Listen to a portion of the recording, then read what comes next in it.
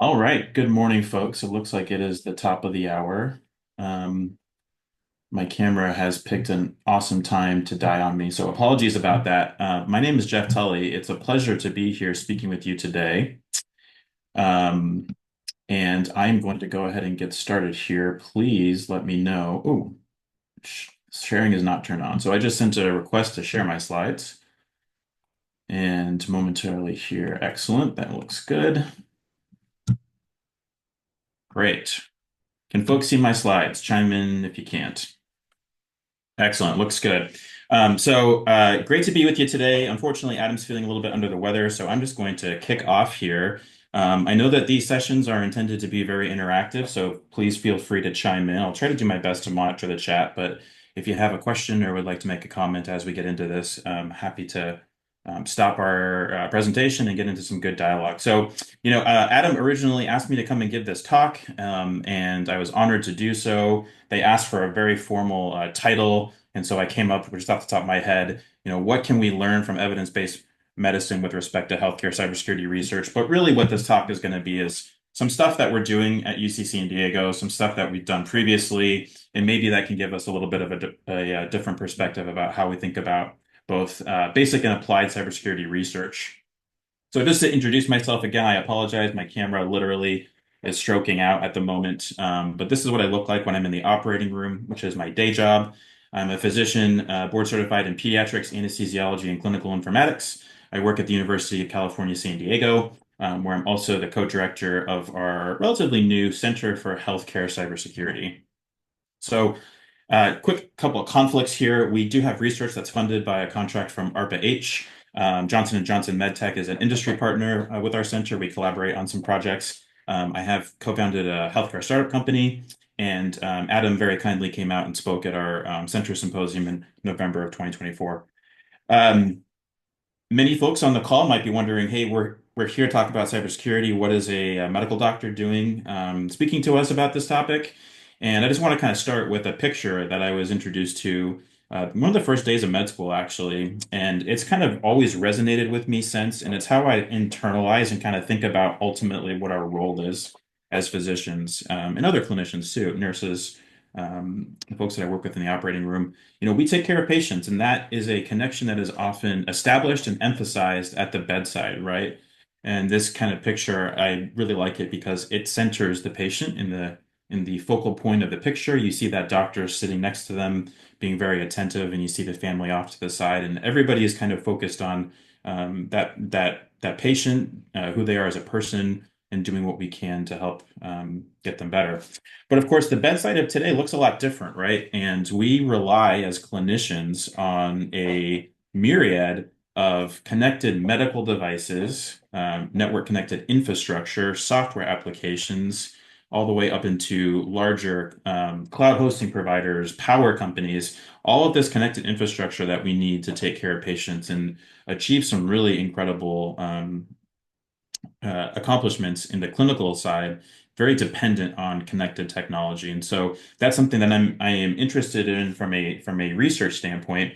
And Adam's going to have to forgive me, but I also think that clinicians operate with a little bit of a perspective analogous to that of, an incredible threat modeler like Adam, or even just a hacker in general, right? We learn a lot about the normal systems of the body, and then when things go wrong, we try to anticipate them. We try to come up with ways to prevent, if we'll say threats, things like diabetes or high blood pressure. We do different types of interventions to mitigate the impact of those threats on our patients, and then we're constantly validating and assessing whether or not we're able to achieve those milestones of health.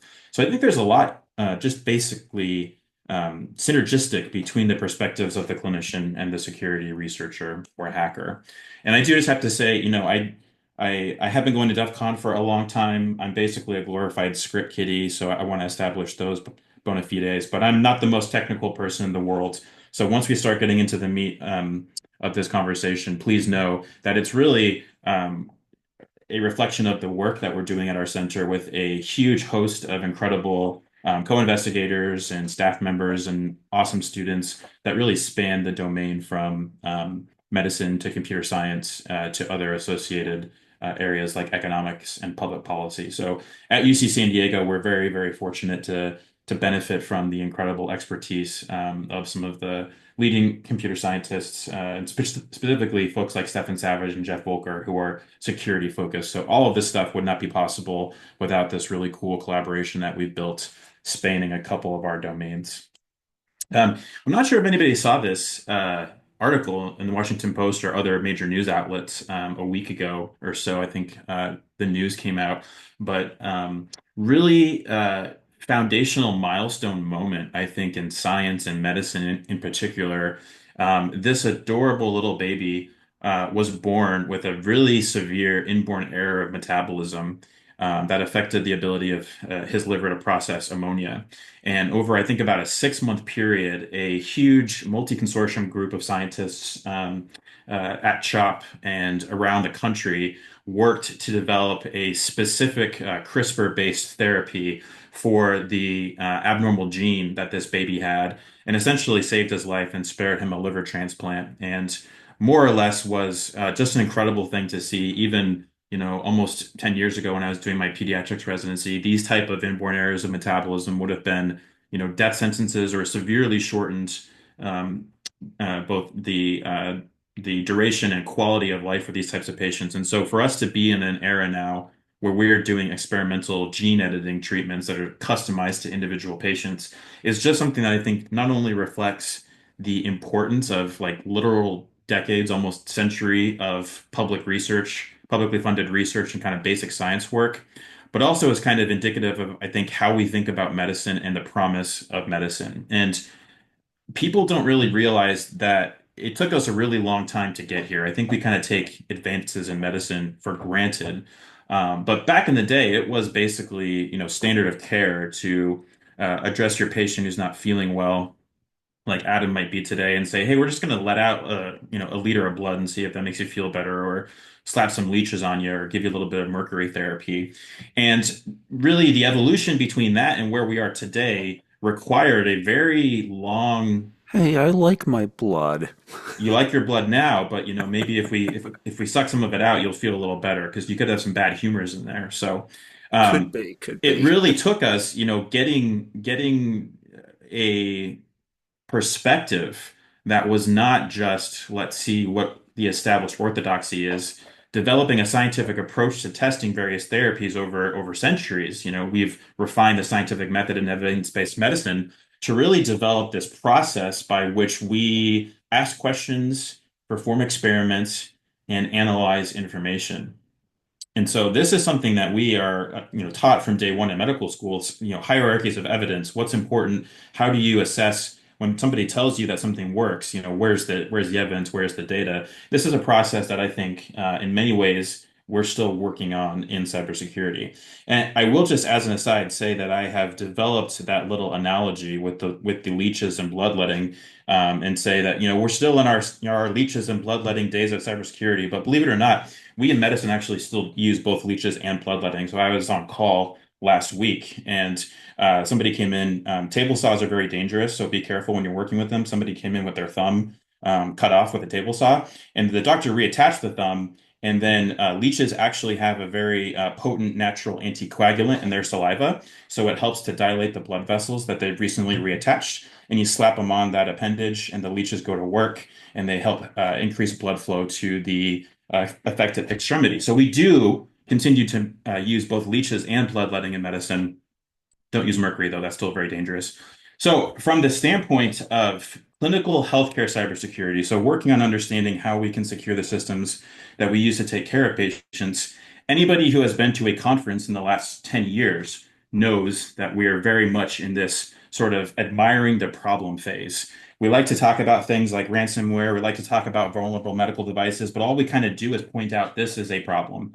We have not really moved along this pathway to studying problems, starting to put together some solutions, testing those solutions, and ultimately solving problems. And this is kind of, just a sampling of news articles focused on things like ransomware or medical devices that have been found to be vulnerable or malfunctioned. And again, if you think back to that pyramid of evidence, like this these type of anecdotal reports aren't really even in the same ballpark, right? So from a very foundational standpoint, I think if we're thinking about cybersecurity of a particular sector like healthcare, we have to start by just doing some basic measuring or understanding of what the scope of the problem is. And that's actually a little bit tricky when you think about something like ransomware because ransomware affects all or most of the systems that we're using at any given time in a hospital to take care of patients, right? And so understanding how that affects what we do as doctors and nurses requires us to be able to measure things, right? It just so happens that from the standpoint of measuring quality of care, most of the metrics that we use to do that are themselves dependent on having electronic systems to capture that data, right? So it's kind of a chicken and an egg problem. When the ransomware attack happens and the networks go down, we lose a lot of the systems that we use to track care quality. And so you kind of have to think a little bit outside of the box. And we in 2021 had a somewhat unique situation presented to us. We're at UC San Diego. We have a couple of hospitals in La Jolla and Hillcrest down in San Diego, but there are other health systems in the area. And in 2021, one of our neighboring health systems got hit with the ransomware attack, Conti ransomware. And it was something that resulted in a pretty prolonged period of various system downtimes at their facilities. So it was basically like 4 or 5 weeks before they were able to fully stand up their operations again. So we noticed something pretty much right off the bat, anecdotally. My colleague Christian Demef, who's the co-director of our center, he's an emergency medicine doctor. And she was working in the ER when this attack first happened. And it was like COVID on steroids because Scripps had to transfer all of their patients to other facilities to receive care. And so, one of the first ways that we were able to assess the impact of ransomware in healthcare was actually by looking at the associated disruptions felt by a neighboring system, ours in this case. So, we were not affected by this attack from a technical standpoint. Our systems were fine, but we saw the impact in the flow of patients that were directed and diverted our way. So we measured a number of metrics in our own emergency department that we use to assess care quality, things like the amount of time patients spend waiting in the emergency department, how long it takes them to get admitted to hospital beds, the number of people who just give up and leave without being seen, and all of those increased substantially above baseline numbers. One of the most impressive results that we saw was that our number of EMS diversion hours in the local San Diego County region skyrocketed to its highest point ever, surpassing that during COVID times as well, essentially requiring all of these ambulances to work on shuttling these patients away from the affected institution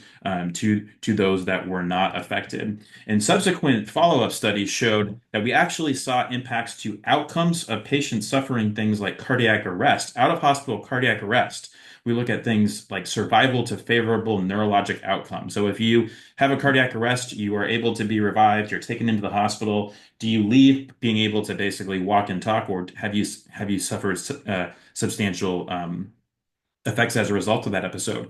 So we saw again at our hospital, which was not affected, we saw worse outcomes in those cardiac arrest patients, potentially because it had taken them longer to get from where they were to where they needed to be because of this disruption in the regional chain of healthcare.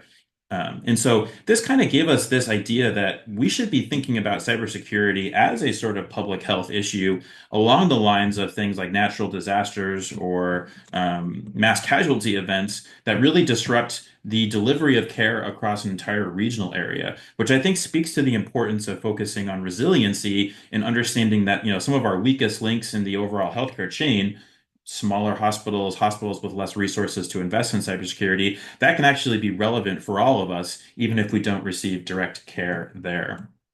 So one last thing that I want to talk about before I get into the current work, because this is pretty topical and timely, but also because I think it gives a little bit of a perspective into how I think about evidence-based cybersecurity research. Whenever I talk to one of my colleagues and say, "Yeah, I am interested in cybersecurity and do some work in that space," they always basically blame me for the amount of time that they have to spend on these mandatory cybersecurity trainings or simulated phishing practicing and things like that. And we know in the medical literature that there's actually a lot of burnout associated with the time spent on things like mandatory training, not just for cybersecurity, but a bunch of other things. Docs have to do a lot of modules, a lot of stuff to kind of stay up to date and credentialed with their hospitals. So we asked ourselves a question, because a lot of us have to do these trainings, and most all of us, question really what is the value of this, right? Our institutions spend a lot of money investing in these types of tools, but to our knowledge, very few folks in the academic space have actually said, can we measure whether or not things like phishing training actually result in benefits that we want to see, right? A lower likelihood of being phished, increased visibility or vigilance from our employees, things like that. Hasn't really been measured all that much. And so this was a paper that was just presented a couple weeks ago at IEEE, Security and Privacy, where we tried to take a little bit more of a rigorous approach to asking this question. And in kind of setting this up, I will just say, pretty much every major health system performs these types of phishing trainings or cybersecurity trainings in general. At UCSD, we do an annual kind of general comprehensive cybersecurity training, and then we use Proofpoint for monthly embedded simulating phishing training. And there is a little bit of literature, depending on kind of what study you look at. Some say that there is maybe a little bit of a benefit. There are other more negative papers. But this is obviously a multi-billion-dollar industry, right? And lots of different organizations, not just in healthcare, invest significant resources in phishing training. And so that was kind of our main question is can we apply a little bit more of a rigorous methodology to ask, are there actual benefits that we can measure from this training for our UCSD health employees? So we have about 20,000 employees. We were able to put together a partnership with our information security team to agree to basically work with us to construct a trial and then surreptitiously phish all of our employees without them really realizing it. So that's kind of something that I think is pretty familiar to us in evidence-based medicine, but a little bit different from the standpoint of cybersecurity research. So we executed what is essentially a randomized controlled trial. And what that means is that we did not select who was going to be receiving the different interventions we were doing. That was all randomized to try to rule out a couple of common biases. And we also included a control group. And so we tried to be able to be very specific in isolating each of the different things we wanted to look at, whether there was any impact from the type of training they got, whether it was just a static, generic phishing message, or whether it was contextual to the lures that we used, or whether there was an interactive component. We tried to really power the size with a large enough group to be able to use these subgroups to answer specific questions. We used several different types of lures. I'll get into that in just a little bit. One of the, I think, pitfalls of phishing training and research on phishing training is that it's incredibly dependent on the types and complexities of the lures that you're using. So you can kind of reverse engineer the results you want based on how easy or hard you make the lures. And so we mixed all of those up, and then we emailed a bunch of different lures to a bunch of different people over a 10-month period. Basically, if they clicked on the link, then they got taken to this type of simulation. Depending on what subgroup they were in, they may see something a little bit more interactive. We did a lot of measuring about how long they spent interacting with these trainings. And included that data too. I'm not going to dig too much into the statistics, but I encourage folks to check out that paper. This is just an example. You can kind of make it pretty easy to suspect that there may be a lure going on, or you can be a little bit more tricky, try to work in things that people care about, like new dress code updates or changes to the vacation policy. And we did 10 different lures, as I mentioned, and found that depending on how tough they were, you do see a wide gap in failure rates, right? So directly and overtly asking for your password is going to be nowhere near as successful as saying, hey, we just changed how you use your PTO. Click here to look at that new vacation policy. There is in the literature, and I think in the industry at large, kind of this myth that it's a very small subset of people who fail these types of trainings repeatedly, and you kind of have to watch out for those bad actors. We found that there really was no difference in the likelihood of somebody failing on a time scale basis. In other words, there were a ton of folks that were very successfully able to navigate 4, 5, 6, 7 of these messages, and on their eighth one clicked and really saw about, a 50% failure rate cumulatively across our entire body, which I think just speaks to the fact that this is not something that you can attribute to any one type of personality or people who are sort of quote unquote more susceptible, but a larger theme that we'll get to at the end, in the fallibility of human behavior, right? And the one other thing that we wanted to look at is to see whether there was any benefit if somebody had just done their annual cybersecurity training where they went through a bunch of stuff, not just phishing, but kind of refreshed into basics in general, would that make them less likely to fail the subsequent phishing training? In other words, if you just finished your cybersecurity training, you're primed and ready to go. What is the difference between somebody who it's been almost a year since they had their training? Would those folks be more susceptible? And we actually found, interestingly enough, using this generalized linear mix effects model, which kind of does its best to take out a bunch of confounding variables, that there really was no difference in the time that they had completed their annual training versus their likelihood of failing their simulated fish. You would expect to see a diagonal dotted line there, and the fact that it's kind of flat shows that it really didn't seem to matter from a temporal basis when they had done that annual training. Um, Again, not going to get too far into the weeds here, but the long story short is that some of the interactive contextual trainings had very minimal benefits, but again, the ability to make a better lure increased your failure rate much more than that little benefit of training decreased that result. And so there's some additional work that we're looking to do here. And I think the point of this study and the reason I wanted to share with you is that it is possible to do cybersecurity studies that have a little bit more rigorous of a methodology, right? And I'm not going to make any claim coming out of this paper and say embedded phishing training doesn't work at all. You should never use it. You should stop paying companies money to implement it.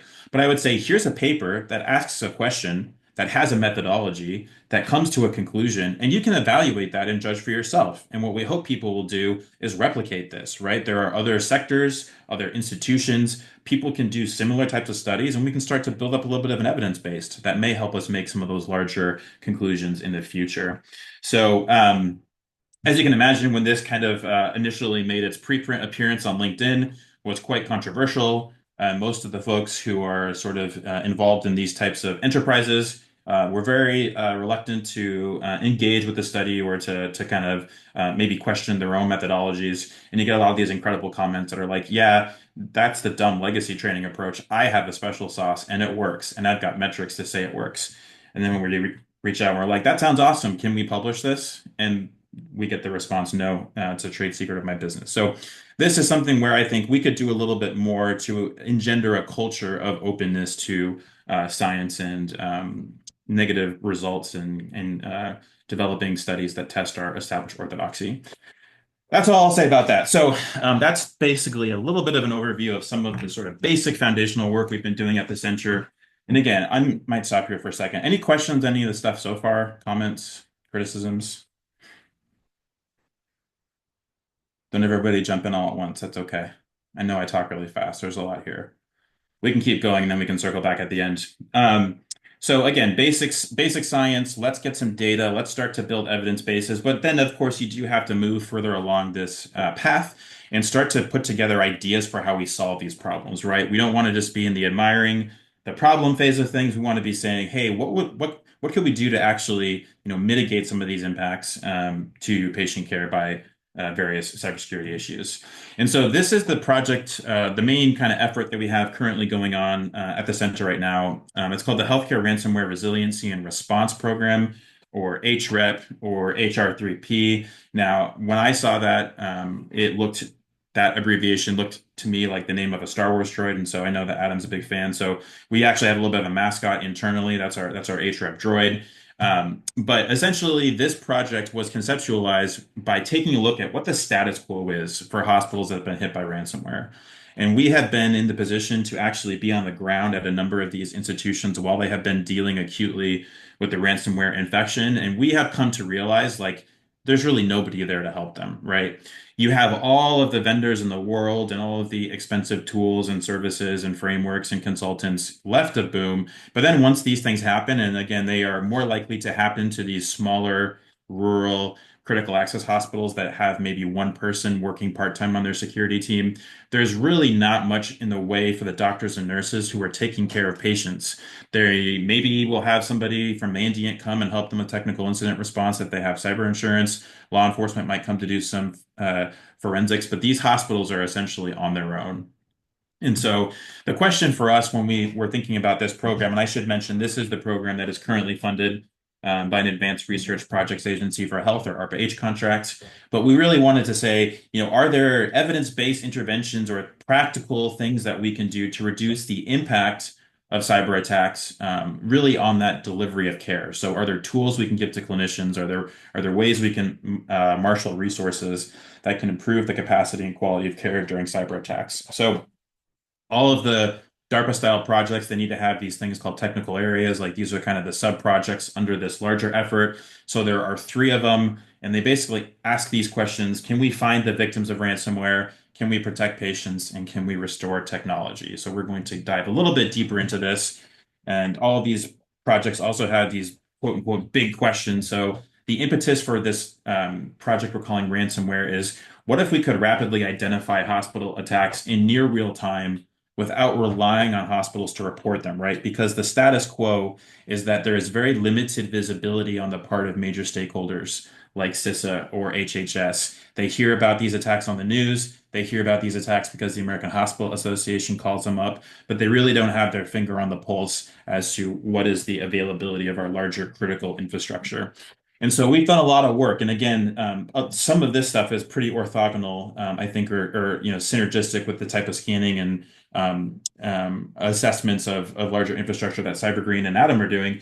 But we have worked with Stefan Savage and Jeff Volker, who are sort of the masters at empiric internet measurement, to understand what is the normal behavior of a hospital that is measurable on the internet. So hospitals have websites, hospitals have mail servers, hospitals have special health related APIs that allow patients to pull records. Every computer, or basically every computer, asks what time it is. And so there are machines within hospitals that use the network time protocol. There's social media stuff going on. There's health system reporting.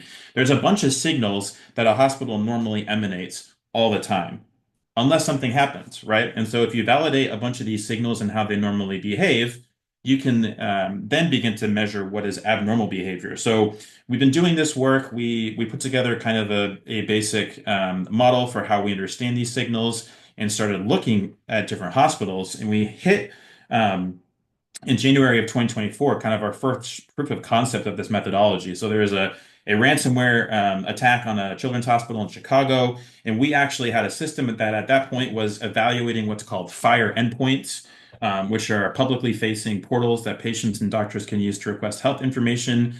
This one was associated with the Epic electronic health record. Our system that was regularly scanning this had a failure in the scanning that occurred about 7 hours before the hospital first reported that they were having trouble with their phone lines, and well before they publicly announced that they had been the victim of a ransomware attack.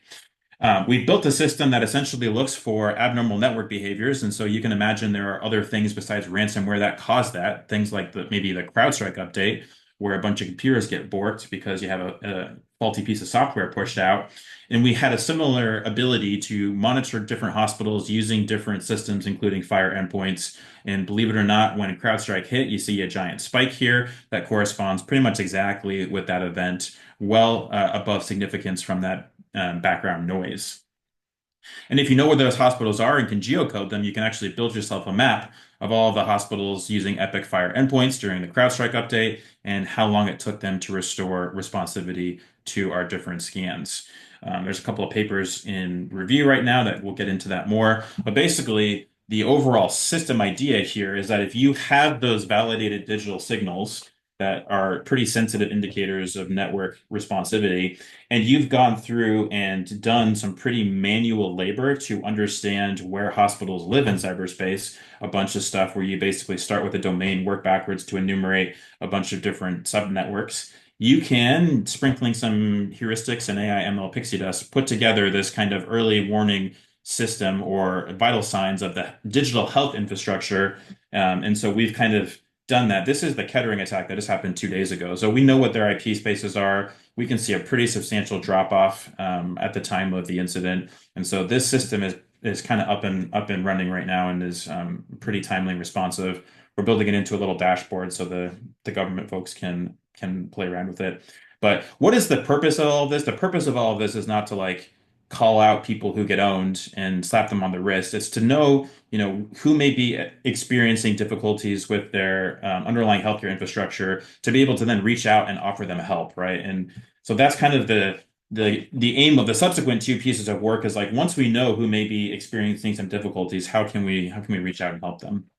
So anybody who works in healthcare will know that we have pretty poor downtime procedures.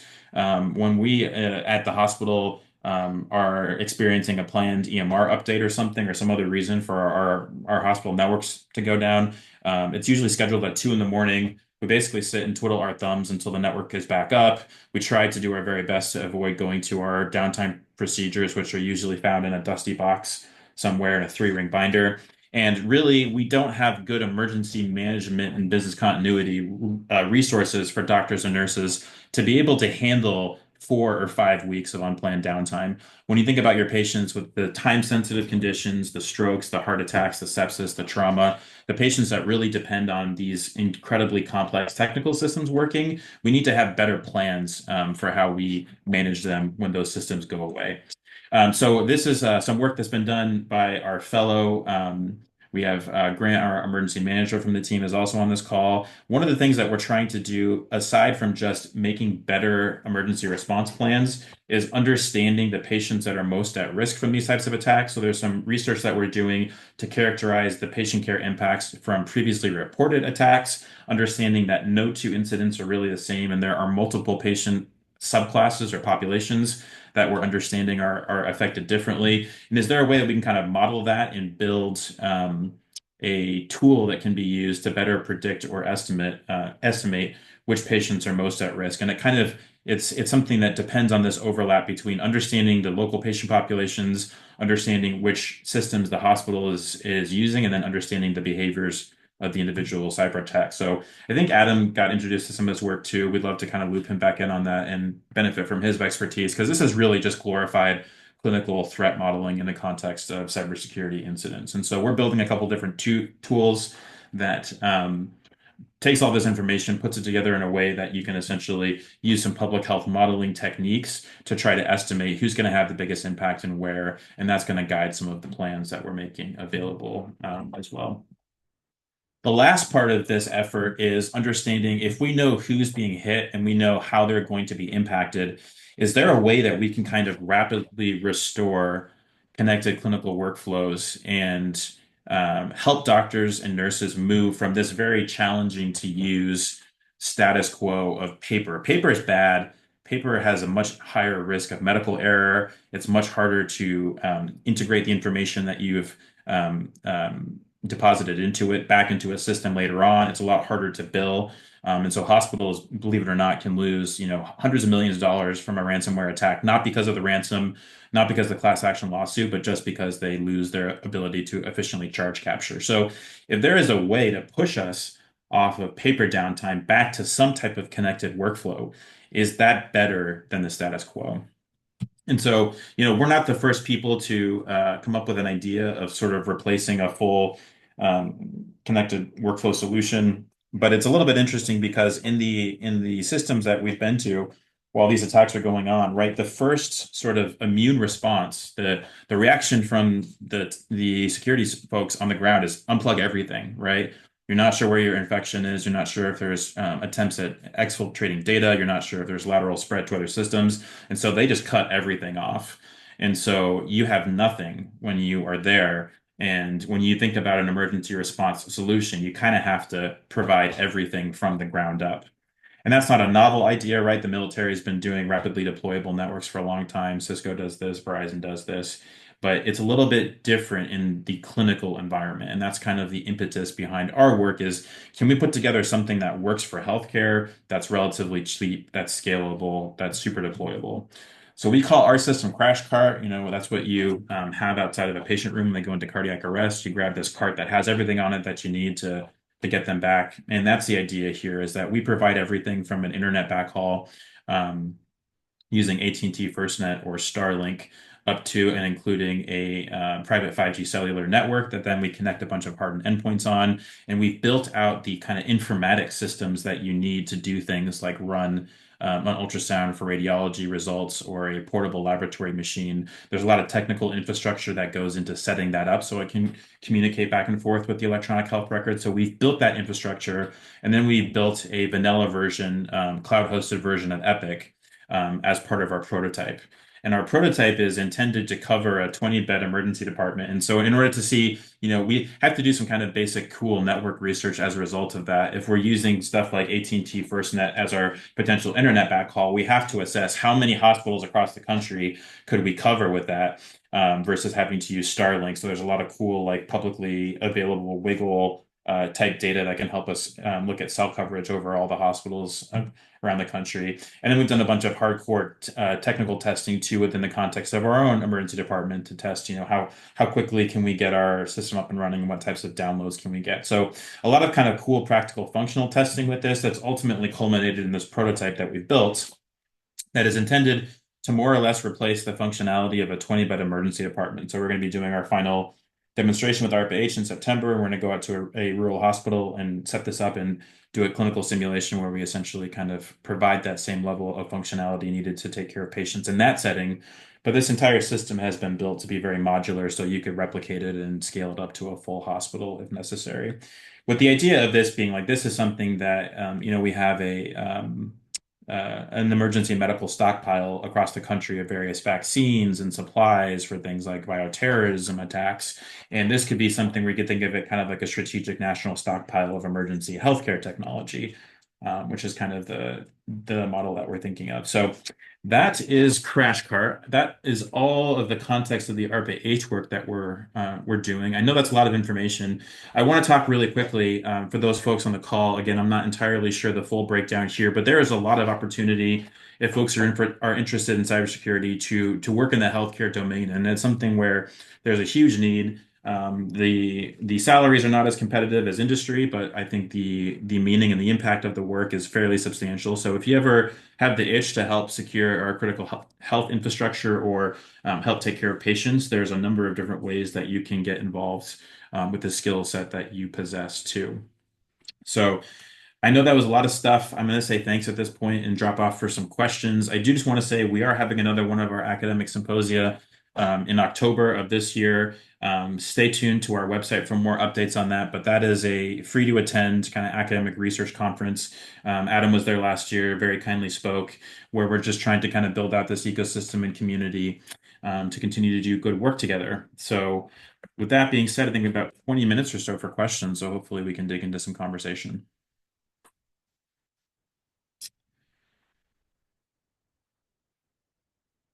And Adam has a question in the chat here. So let's go back to the phishing study. Um, so I'll just read this verbatim here. Going back to the phishing study, one of the things which occurred to Adam is that phishing training came out without evidence, and now you've developed evidence that questions its efficacy. It's embedded, kind of like how we have a lot of quack treatments for ivermectin, for COVID or vaccines and autism. There's a single paper that leads to a lot of activity, and then the effort to overcome the potentially well-intentioned idea is huge. Are there lessons we can take from medicine in dealing with ineffective treatments that might help us in cyber? So great question, big question, several subcomponents to that question. So the first thing that I will do is circle back to the phishing training study. And let me just go back super quick and I'll put that up so people, as we talk about this, can use the QR code to pull up the paper for themselves. So I want to be very careful too because there's a couple of other papers, as I mentioned, not in the healthcare space, but examining phishing training and its efficacy at large, and they have conflicting results. So in a very small pool of literature, every single paper, as you mentioned, has the potential to be disproportionately impactful. And what that would speak to it is, I say, a need for replicating studies, right? In medical research and subsequent publication, you make your data available for other people to both analyze, but then, if they wanted to, they could replicate your protocols, right? They could conduct the exact same experiment and see if they had a similar result. And there are a number of confounding factors that may mean that if you were to replicate this study at UW, you may have a different result because of a number of factors, both seen and unforeseen. And so I think that this really speaks to less about the individual result of any particular study and more about the overarching framework that we can ask questions like this in cybersecurity. We can conduct, we can take a little bit of time to put together studies in such a way that we can try to be a little bit more rigorous in our methodology. Um, Somebody in the chat is afraid to use the QR code. That's excellent. You've learned well. I was going to fish you, but you avoided that, so great. Um, I think clearly right now we have a crisis of confidence in our society with respect to medical expertise and things like evidence-based medicine. And that I think speaks to a much larger failure in scientific communication. And so one of the things that I think would be, a great outcome of collaborative workshops like this is to help people develop the tools to communicate in such a way as to be able to bring some of these concepts out of the realm of academia and sort of more technical audiences to be able to communicate the importance of this in a very foundational way. And there are some people who are really, really good at that, and a lot of us are not good at that. And so I think learning how to be more effective science communicators and demonstrating why this type of work matters is going to be increasingly effective. Let me make sure if I hit all of his questions. Yeah, so again, the ineffective treatments, you can do a lot of work and research, which is great, but then if you're not able to translate that into why people should care about it. And so, in the setting of the phishing training, if we do a bunch of studies and it does start to show, hey, this may not be as efficacious as we thought it would be, the various stakeholders that are involved, there are messages I think we can craft to them, right? Health systems spend a lot of money on these things. And so if you say, hey, maybe we take that money and we spend it on tools that are more automated, that remove the human element, that make it so that people don't have to be perfect 100% of the time. We have more sophisticated ways to intercept these messages before they reach people. Maybe that's a better use of resources. Maybe that reduces your risk. If you're a clinician, hey, maybe this training doesn't work, and so we shouldn't be asking you to spend a ton of your free time on it. And so, kind of tailoring the message based on the results to the ultimate stakeholder, I think, um, is the message there. So another question about what type of training did you test? Can you give a bit of the details? So we use Proofpoint. So people got fake messages in their inbox, and if they were to click on the link, that was kind of again the randomization into the various subgroups where patients would either be just taken to a 404 was kind of the control group. They didn't get any type of training. They didn't get any benefit or intervention, so to speak. And then there were others who got taken to a static generic page where it's just like, hey, you've been phished, watch out for phishing, don't do that again. There were more static contextual where it showed elements of the message that were the things to look out for and why you shouldn't click on it. And then there were more interactive trainings where there were videos and little subtests and things like that. The paper has some more of the methodology on that standpoint, but it was really trying to look at that. Another question about did you look at the evidence base across wider cybersecurity interventions or did you focus on phishing? So again, for this particular paper, we were focused on phishing, but I think what you are raising is the point that there's a lot of established orthodoxy in a lot of different arenas, right? And some of this, the computer science and security research has already addressed, right? Like we're no longer really asking people to change their passwords on a monthly basis because there's been a lot of good foundational research showing that password security isn't something that is there's a little bit of an unintuitive nature to some of the password practices that we are now recommending because the evidence really didn't show any benefit to the alternative. So there's a lot of stuff that we could go through, a lot of dogma that exists out there. We're just one center at one university and are a little bit limited in our bandwidth given that most of us are still practicing medicine or teaching students. And so I think there's really an opportunity to build a community and maybe at events like our symposium coming up to say, what are some of the major, pieces of dogma or orthodoxy that we should look at that we think maybe have a little bit of a suspicion may not be as effective as we think it is, and then can we put our heads together and ask how we can construct a hypothesis and develop a protocol or a process to examine that. So Great questions. Keep them coming. And yeah, don't scan any of the QR codes. They're traps.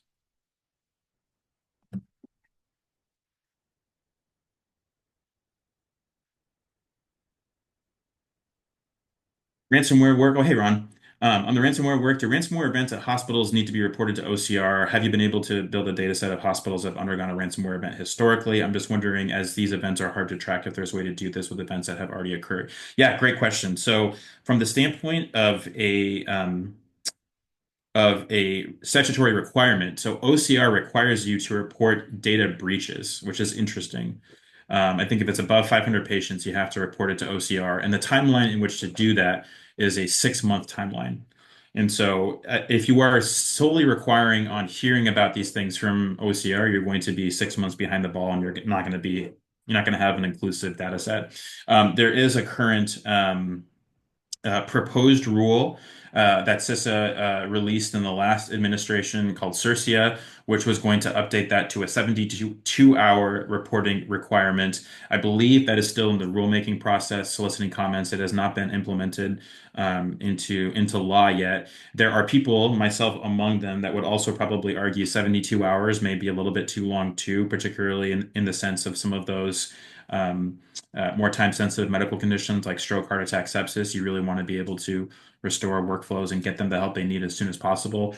But that is definitely an update from where we are right now. From the standpoint of tracking these events historically, there are a couple of databases. Temple has one of them that looks at ransomware attacks across various sectors. So that's a relatively comprehensive database, but we're hoping that some of the work that we're doing will be useful as a way to retrospectively be able to pick up things that may have not been publicly reported as well. Yuri has a nice comment. I'd like to share the cyber belief model, which Adam developed to understand the effectiveness of messaging and training. That would be awesome. Would love to explore that as well. I think there's a lot of work, a lot of work that we can be doing together. So, um, too many cool collaborators, not enough time, basically.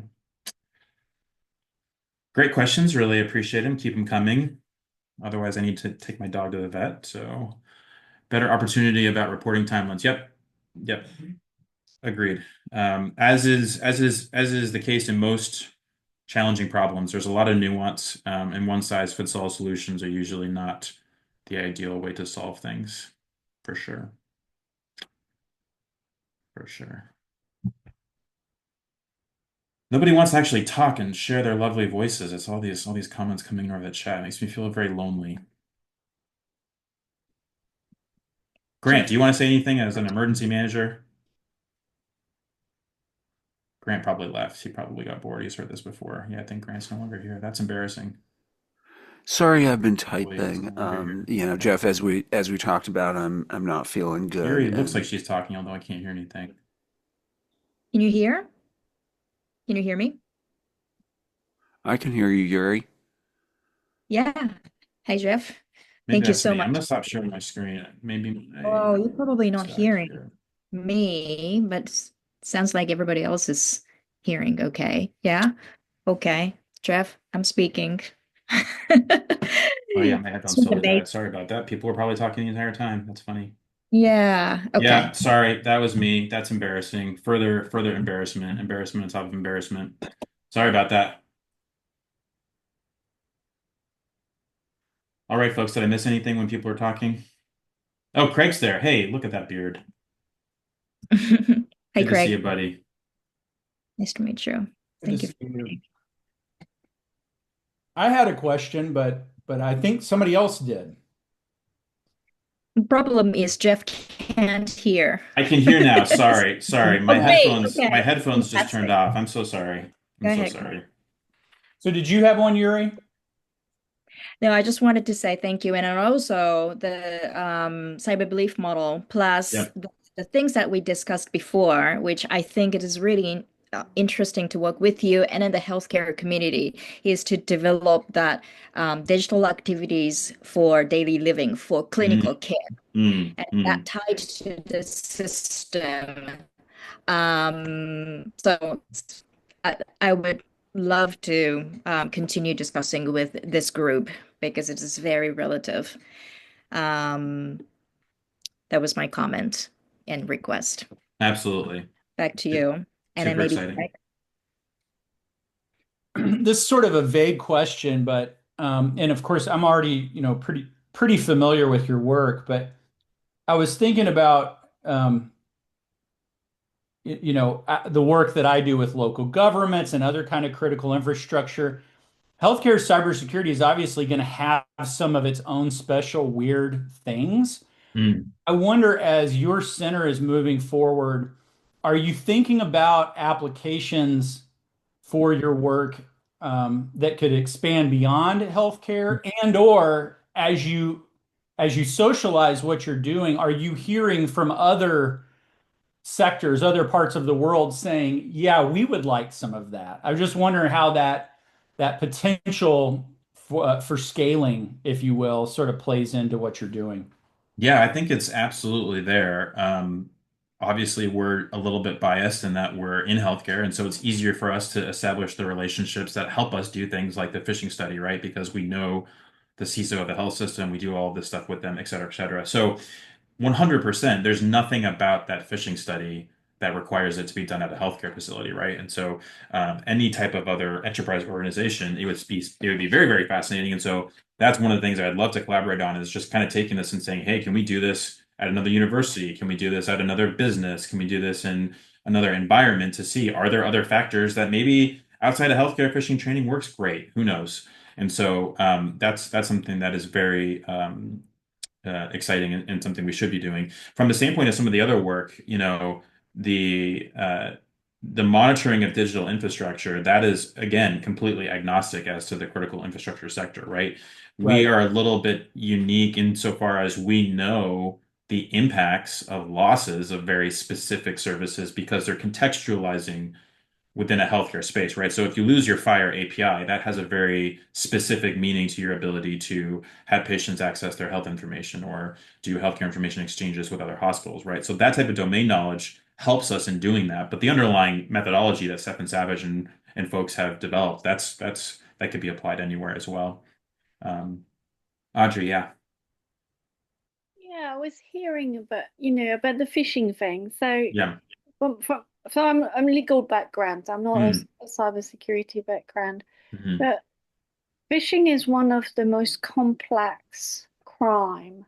mm. Um, we don't really think about it as complex, but actually it's really complex. And hearing about it, I was wondering, the word that came to me was reverse engineering. So when you did the test, I haven't read the paper, obviously. Mm. Okay, so but there is that notion of a lure, and you make it complex, simple, and some will be more visible than others. But on the criminology side, a lot of the studies have now tried to shift into why do people react to some lure? So they Mm. receive the same lure, and why do Mhm. some people will fall for it and not fall for it?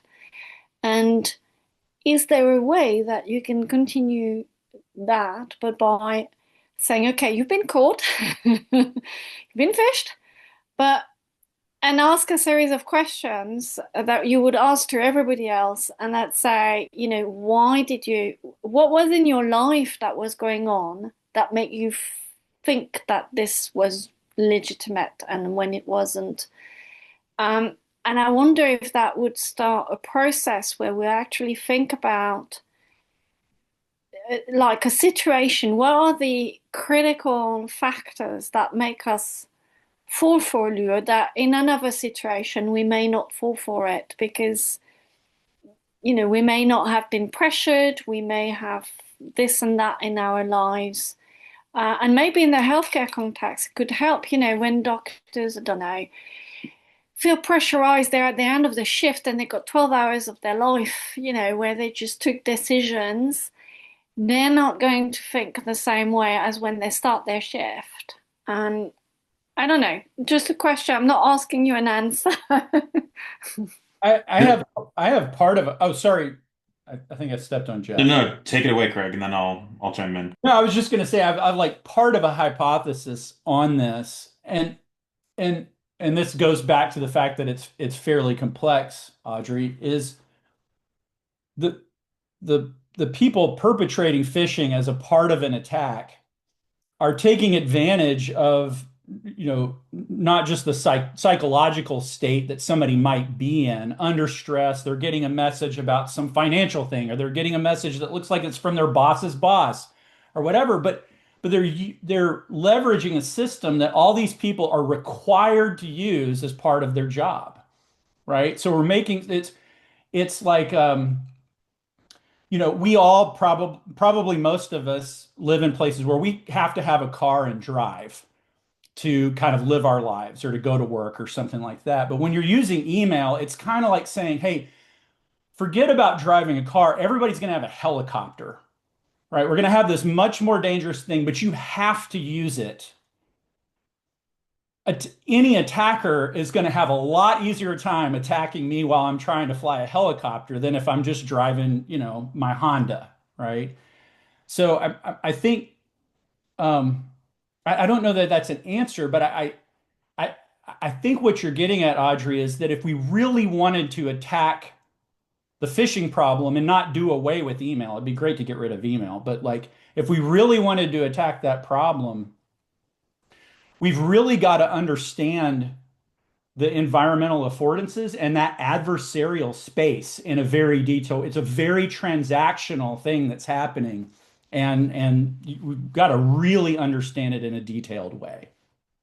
Yeah, that's a bit what I was trying to head at. I mean, to give you an example, my teenager sent me a WhatsApp message he received, Mhm. and it's an interesting one. They probably picked up on something on LinkedIn, and they sent a message saying something, oh, we're HR company of a company, and the name was completely fake. Your CV seems to have done a lot of the round because he's looking for a job. And I said, they're never going to contact you on WhatsApp for a Yeah, real company, legitimate. But I it's really that environmental factor of, yeah, because there's always a half truth in the lure. right. I think Well, the whole environment around fishing is so insecure that we can't solve it from within the environment. There's yeah, too that much of an arms race. It's like we could study the crap out of it and it would be really cool and we might do some good, but I think we've got to go. I think we have to get outside of that loop in a big way and make email a lot safer, do away with email or something rather than break it from the inside, just break it from the outside. yeah, But yeah, no, I would probably agree because Freud is one of the most complex yeah, crime that we can think of. and we've massively democratized it with technology. Oh yeah, it's perfect Yeah. technology. Yeah, that's fascinating. I don't have a whole lot to add to that except to say I think this is just the reason why we need to do more and sophisticated research, right? We ask the foundational question, does this work? And if the answer is no, it's like, why not? And then you can dig more and say, okay, are there subsets in which it does work? And can you scale that? And I think largely getting to a point, at least in healthcare, the way we think about the disruption of these care workflows is like, can we just make failure less impactful? And so I think from the standpoint of like phishing training, and other more psychology oriented cybersecurity, it's like how can you make the human element less impactful to the overall fault tolerance of the system? So that's what we're thinking about. I want to throw out one other thing in the mix here, and part of why I think this kind of research that we're seeing that is, I guess, relatively not sophisticated is so valuable is there are an impossibly large number of cybersecurity things that any individual or organization can do, right? It's hundreds or thousands of possible cybersecurity controls. And any work that helps us rack and stack which ones are actually valuable, anything is helpful, right? So I don't love that study because it made me completely take phishing training off the map. But just knowing that it's in question is really helpful to me because I spend most of my time trying to help organizations. They've got $5. They've got 5,000 different security things they could do, and they can only pick a couple at a time to try to get going with. And so if there's a real chance they're wasting their money on phishing training when they could take that $5 and put it on something else. Like, I need to know. They need to know, right? Yep. Yep. That's awesome. Awesome. Please feel free. Let me just drop in the chat one more time my email address. Any other questions, conversations, happy to engage. I do unfortunately have to take my dog to the vet. But it's been great talking to you folks. Always a pleasure. My friends Craig, my friends Adam, my friends Yuri, Ron was on here earlier. So nice to see you guys. Nice to meet some new folks. Thank you. Please mark off your calendars. Keep us in mind if you have any ideas or want to do any projects in healthcare. Would love to have you share those ideas and present at this symposium. So would be cool to see you out in La Jolla in October. It's pretty nice weather, so better than Indiana at least. Awesome. Awesome. All right. Thanks everybody. Appreciate it. Thank you, Thanks, Jeff. Jeff. Thanks so much. Cheers.